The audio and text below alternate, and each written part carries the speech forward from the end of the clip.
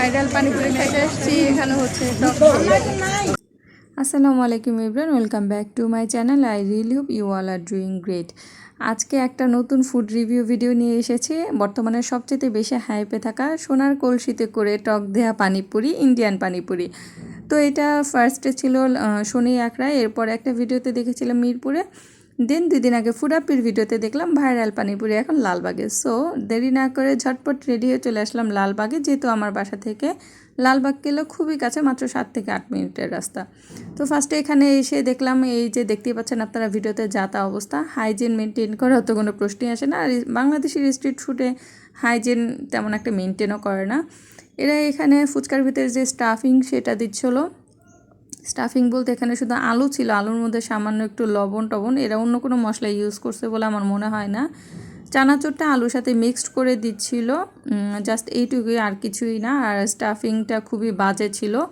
তো স্টাফিংয়ের ওপরে অন্যান্য যারা পাবলিক ছিল তাদেরকে কিন্তু ওপরে চানাচুর দিয়েও এরা কোনো ধরনের ডেকোরেশন করে দিচ্ছিল না। বাট ফুড আপের ভিডিওতে আমি দেখেছি উপরে এরা চানাচুর আর সস দিয়ে দিচ্ছে, বাট এখানে দিচ্ছিল না।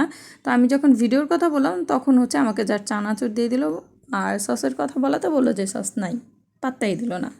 এরপরে এই যে এখানে দেখছেন একটা আপু টক নিচ্ছিল, বলছিল যে মাম আপনাদের তো টক শেষ। তো উনি বলতেছে যে টক শেষ হলে শেষ, সকাল থেকে 7 কেজি টক বানাইছি, টক না থাকলে এখন কিছু করার নেই, মানে পাত্তাই দিচ্ছে না কাউকে আর কি। আর এইদিকে তো সবাই দেখতে পাচ্ছেন প্রচণ্ড পরিমাণে ভিড়। তখন ছিল বিকেল 5:30টার মতো।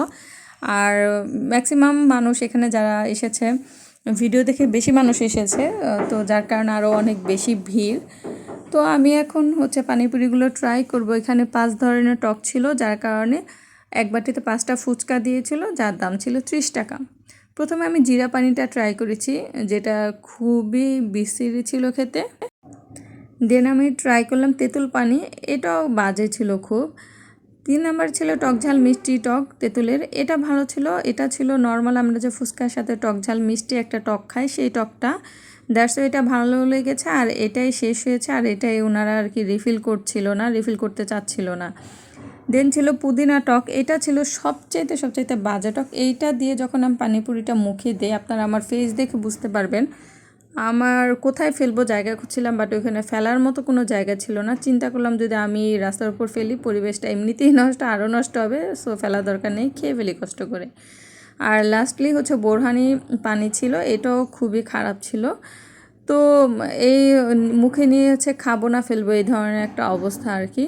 তো যাই হোক, ভাইরাল পানিপুরি খাওয়ার অনেক ইচ্ছা ছিল। আমার মতো যাদের খাওয়ার ইচ্ছা আছে, লালবাগের আশেপাশে আছেন বা পুরান ঢাকার আশেপাশে আছেন, তারা কিন্তু এসে চাইলে খেয়ে যেতে পারেন।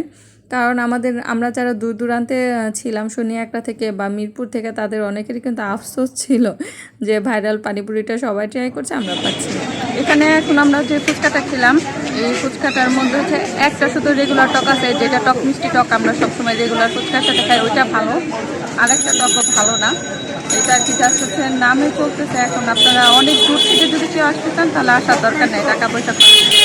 আর যারা কাছাকাছি আছেন আজিমপুর অথবা লালবাগের আশেপাশে, তারা যদি ট্রাই করতে চান তাহলে আসতে পারেন। মানে যদি খুব বেশি আগ্রহ থাকে, আদারওয়াইজ আসার দরকার নেই। এই ছিল আজকের ভিডিওটি ভালো লাগলে লাইক কমেন্ট শেয়ার করে পাশেই থাকবেন, সেই সাথে আমার চ্যানেলটি সাবস্ক্রাইব করবেন। সবাই অনেক ভালো থাকবেন, সুস্থ থাকবেন। আল্লাহ হাফেজ।